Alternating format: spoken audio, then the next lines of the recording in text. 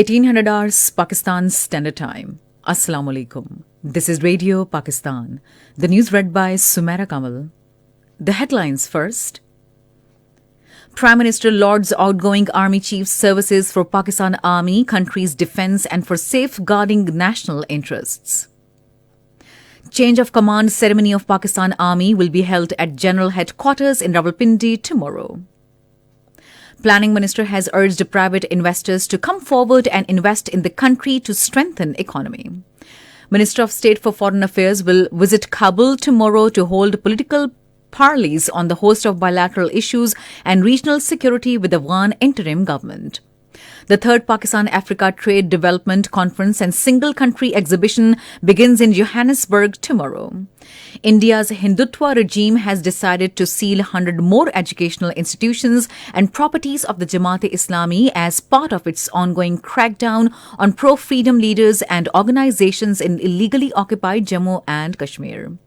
In the FIFA World Cup 2022 in Qatar, match between Cameroon and Serbia ended in a draw and match between South Korea and Ghana is underway. And now the news in details. Prime Minister Shehbaz Sharif has commended outgoing Army Chief General Qamar Javed Bajwa's services for the Pakistan Army, country's defence and in protecting national interests. Talking to General Qamar Javed Bajwa, who paid a farewell call on him in Islamabad today, Shehbaz Sharif said General Qamar Javed Bajwa played an exemplary role in bringing Pakistan out of Financial Action Task Force's FATF grey list, as well as during COVID-19 pandemic and floods. He further said Pakistan Army under the leadership of General Qamar Javed Bajwa played a valiant role in crushing the scourge of terrorism from the country. Prime Minister said General Bajwa led the army at a critical juncture and played a key role in making Pakistan's defence impregnable. He further said General Bajwa's leading role determined the direction to meet security challenges in a complex regional situation. He also appreciated General Qamar Javed Bajwa's regarding to the importance of geoeconomics. Shehbaz Sharif said all the political forces will have to demonstrate collective wisdom by signing Charter of Economy to make Pakistan an economic power. He said General Bajwa has the honour to lead the best army of the world. General Qamar Javed Bajwa thanked the Prime Minister for his support in handling matters of national importance. Army Chief General Qamar Javed Bajwa paid a farewell call on President Dr. Arif Alvi in Islamabad today. President commended General Qamar Javed Bajwa's services in the field of defence of the country and the Pakistan Army. President expressed best wishes for General Qamar Javed Bajwa in his future endeavours. Chief of Army Staff General Qamar Javed Bajwa has said the institution will remain steadfast on its resolve on continuing to be political in future. In an interview with Gulf News, he said this decision will help reinvigorate and strengthen democratic culture, assist to augment state organs to perform effectively and deliver better services and enhance Army's prestige in the long term. He said Army's positive and constructive role in Pakistan's national security and development has always received unwavering public support. He further urged the youths to shield themselves from divisive propaganda and information warfare that seeks to polarize our society and erode mutual trust. He said Pakistan should always come first before any other marker of identity. General Qamar Javed Bajwa said Pakistan's successful counter-terrorism campaign has turned the tide of terrorism and we continue to make meaningful efforts to overcome the menace of extremism and residue of terrorism. Responding to a question, the Army Chief said Pakistan enjoys a special bond and fraternal ties with the Gulf Cooperation Council and other Middle Eastern countries, which is deep-rooted in our strong religious, historical and cultural affinity. Change of command ceremony of Pakistan Army will be held at General Headquarters in Rawalpindi tomorrow. According to ISPR, the outgoing Chief of Army Staff, General Qamar Javed Bajwa, will hand over the baton of command to newly appointed Army Chief, General Asim Munir.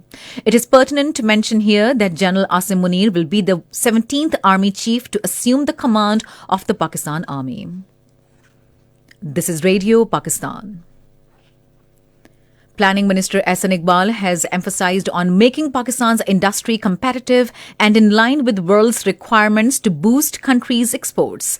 He said this while addressing officers in Islamabad today.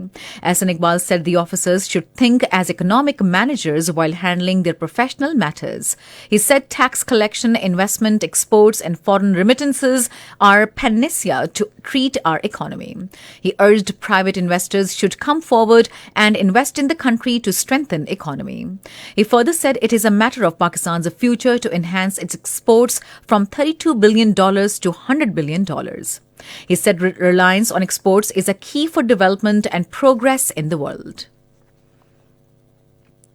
The Finance Division was informed that sufficient stock of sugar is available in the country to meet consumers' demand. This was briefed at a meeting held in Islamabad today with Finance Minister Ishaq Dar in the chair. The meeting reviewed the available stock position and future demand of sugar in the country. It was informed that sugar mills have started crushing the sugarcane in Sindh and Punjab. The meeting was also informed that production of sugar in Sindh will be less than last year due to floods.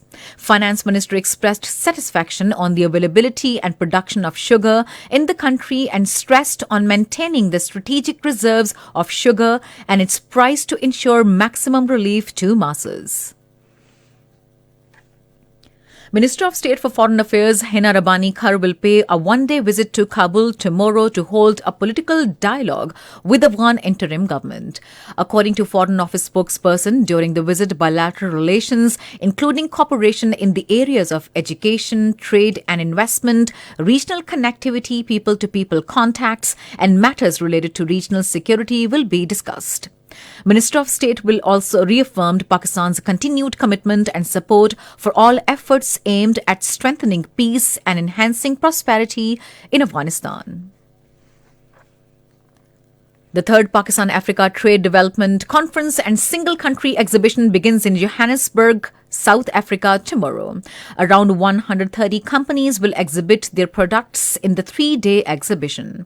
A delegation comprising around 225 exhibitors and business delegates from Pakistan representing 20 major sectors will participate in the event. King Salman Humanitarian Aid and Relief Centre has started a project to distribute 25,000 winter kits among recent flood-affected people in collaboration with National Disaster Management Authority. The package includes 50,000 polyester quilts and 25,000 winter kits, including warm shawls for men and women and warm clothes for children and adults. The winter relief package will be distributed in 14 districts of Pakistan, including Ganshi, Sakardu, Nagar, Astor, Ghazar, Chitral, Swat, Upper Dir, Mansehra, Dera Ismail Khan, Dadu, Jamshoro and Kambar Shadkot. In Indian illegally occupied Jammu and Kashmir, amid ongoing raids on political and social activists by India's Hindutva regime, New Delhi has decided to seal 100 more educational institutions and properties belonging to Jamaat-e-Islami. According to Kashmir Media Service, the decision is part of the crackdown operations unleashed by Indian Home Ministry led by Amit Shah and State Investigation Agency headed by RSS-inspired R.R. Swan on pro-freedom leaders and organizations in the occupied territory. After freezing the Jamaat bank accounts, New Delhi has started seizing its properties, including schools and offices.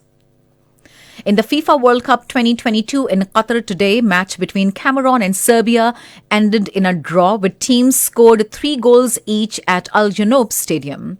Today's second between South Korea and Ghana is underway at Education City Stadium. And in the third encounter, Brazil will face Switzerland at 9 p.m. On the third day of the final of Quaid-e-Azam Trophy at Qaddafi Stadium in Lahore against Sindh, Northern in their first innings scored 593 and were all out at stumps today. Earlier, Sindh were all out for 284 runs in their first innings.